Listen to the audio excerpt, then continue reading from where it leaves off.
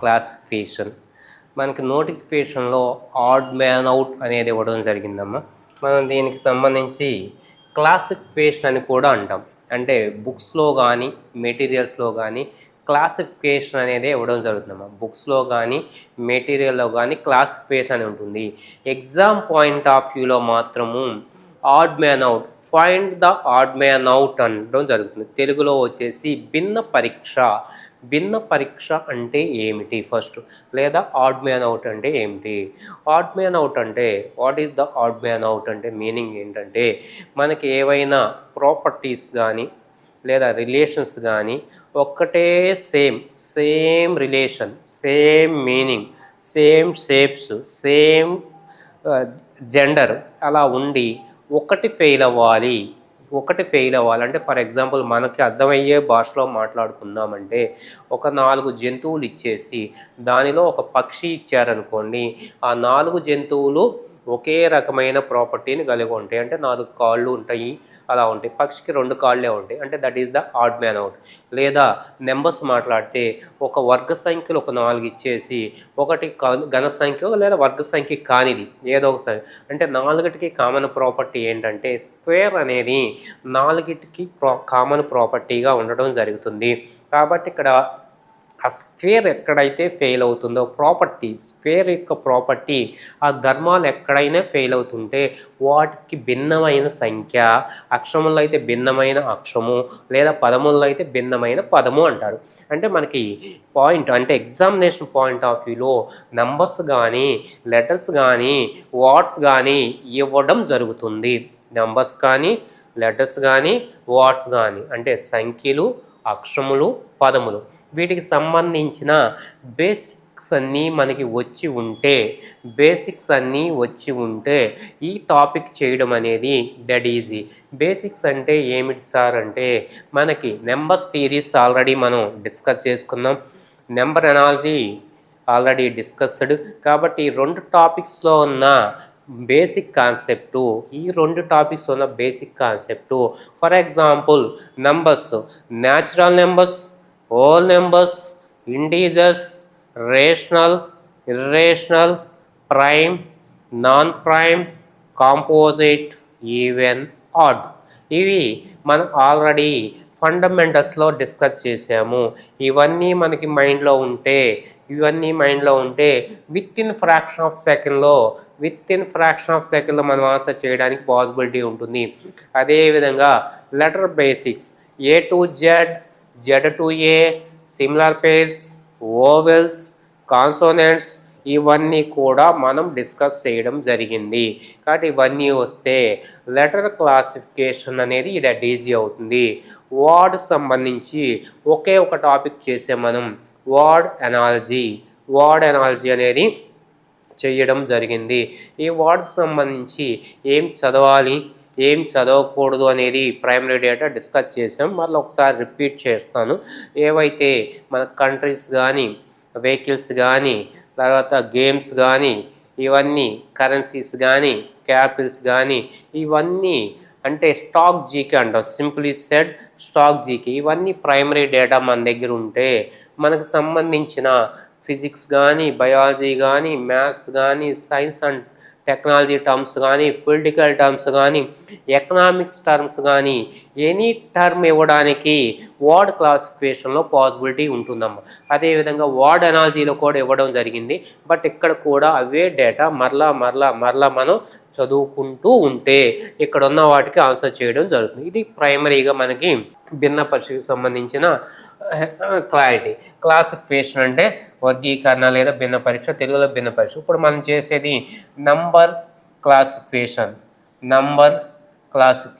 Present లేదా first time వచ్చేసి number classification అనేది డీల్ చేద్దాం.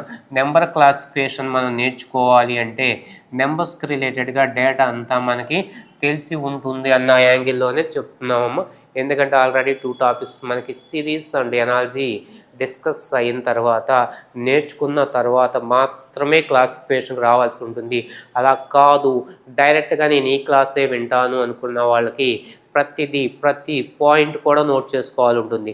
ప్రతి ప్రాబ్లంకి రీజన్ వచ్చేసి బియాండ్ సమ్ రీజన్ కానీ, సమ్ ప్రాపర్టీస్ కానీ, ఉండటం జరుగుతుంది. వాటన్నిటిని నోట్ చేసుకోండి. కొత్తగా ఇదే రోజు క్లాసిఫికేషన్ అనే టాపిక్ వింటే, అదర్వైజ్ అవి రెండు వినుంటే మీరు నాకన్నా స్పీడ్గా ప్రాబ్లం చేయగలరు. కాబట్టి నేను కొత్త వాళ్ళు ఎవరైతే వింటున్నారో వాళ్ళని దృష్టిలో పెట్టుకుని ప్రతి పాయింట్ నేను డిస్కస్ చేస్తాను.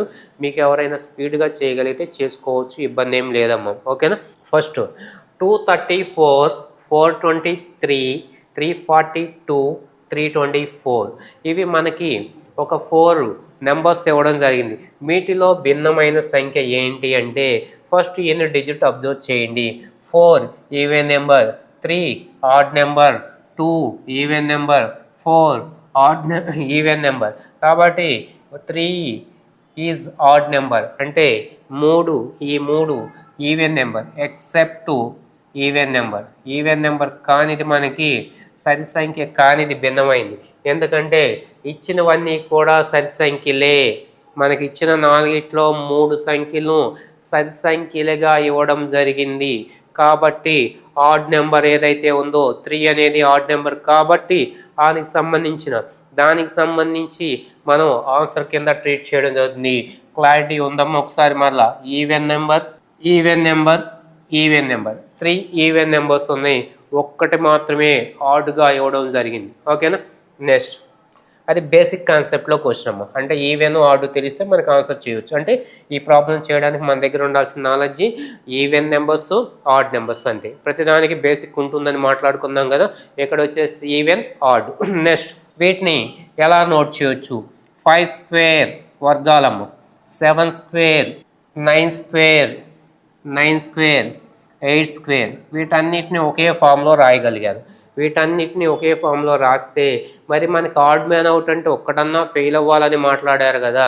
మరి ఇక్కడ అన్ని స్క్వేర్ వర్గాలుగా ఫామ్ అవుతున్నాయి కదా. అంటే వీటి బేస్ని అబ్జర్వ్ చేయాలి. ఇలాంటప్పుడు ఏం చేయాలి? బేస్ని అబ్జర్వ్ చేస్తే 5 is odd number, 7 is odd number, 9 is odd number, 8 is square even number. సరి సంఖ్య యొక్క వర్గము 8 అనేది సరి సంఖ్య యొక్క వర్గము. ప్రీవియస్ ప్రాబ్లంలో ఏం నేర్చుకున్నారు? డైరెక్ట్ నెంబర్స్ చెప్పారు, 3 సరి సంఖ్యలు ఇచ్చేసి ఒకటి బేస్ సంఖ్య ఇచ్చారు. ఎక్కడ వచ్చేసి ఏం చేశారు? 3 odd numbers, 5, 7, 9 is odd numbers. Next is a even square, సరి సంఖ్య యొక్క వర్గం అని తీసుకోవచ్చు. లేదు ఇంకొంతమంది అందరు స్టూడెంట్స్ ఏం చేస్తారు? ఇది క్యూబ్గా రాయొచ్చు కదా సార్, మీకేంటి ఇబ్బంది? క్యూబ్గా రాసి డైరెక్ట్గా ఆన్సర్ చెప్పొచ్చు కదంటే చెప్పొచ్చు, ఇబ్బంది లేదు. కానీ ఇబ్బంది ఉంది. ఏం ఇబ్బంది ఉంది అంటే ఇది క్యూబ్ అనగానే ఇంకొక పర్సన్ వచ్చేసి దీన్ని కౌంటర్ నోట్ చేయొచ్చు. కౌంటర్ అంటే అలాంటి రీజనే ఇంకొకటి ఉంటే దాన్ని కౌంటర్ అంటాం. అలా కౌంటర్ వచ్చిన రీజను ఇన్వాలిడ్ రీజన్ కింద ట్రీట్ చేయబడుతుంది. ఏ రీజన్కైనా కౌంటర్ రీజన్ వస్తే ఇన్వాలిడ్ అంటాం. ఎలా వస్తుంది కౌంటర్ అంటే 3/4 వచ్చేసి 81 వస్తుంది. చూడమ్మా, 3/4 వచ్చేసి 81గా మనము నోట్ చేయొచ్చు. కాబట్టి ఇక్కడ 4/3 వస్తే ఇలాంటిదే ఇది ఉంది కదా, ఇది ఎందుకు కాదు సార్, ఇది ఎందుకు కాదు, మిగతావన్నీ వర్గ సంఖ్యలు అవుతున్నప్పుడు ఇది 3/4 అవుతుంది కదా అని చెప్పడానికి కౌంటర్ ఉంది. కాబట్టి ఇక్కడ నేను క్యూబ్గా తీసుకోకుండా ఒకటే రీజన్ స్క్వేర్ తీసుకుని వీటిలో basic point even numbers, odd numbers తీసుకుంటే మనకు వచ్చేసి 64 is the right answer. 8 square means 64, even square అనేది రైట్ ఆన్సర్ కింద ట్రీట్ చేయడం జరుగుతుంది.